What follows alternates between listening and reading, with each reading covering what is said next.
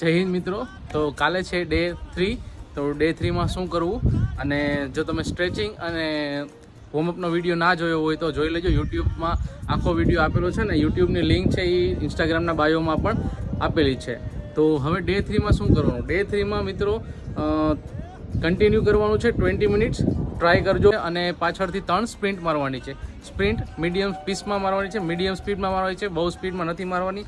અને જો તમને પગ વધારે દુખતા હોય તો સ્ટ્રેચિંગ કરવાનું ખાસ યાદ રાખજો. ડેઈલી બને ત્યાં સુધી સવારને સાંજ 2 ટાઈમ સ્ટ્રેચિંગ કરજો. સવારે વર્કઆઉટ થઈ ગયા પછી અને રાત્રે સૂતી વખતે. તો 2 ટાઈમ સ્ટ્રેચિંગ કરશો તો પગનો દુખાવો જે છે તમને એ ઓછો થશે. તો મિત્રો યુટ્યુબમાં જઈને જરૂર સબસ્ક્રાઈબ કરી લેજો ચેનલ, જેથી કરીને હું એમાં ડિટેલ વિડીયો મૂકવાનો છું જે તમને ખાસ કામ આવે. 20 મિનિટ કન્ટિન્યુ કરવાનું છે. 20 મિનિટ તમે કન્ટિન્યુ કરશો એટલે સારી એન્ડ્યોરન્સ બની જશે.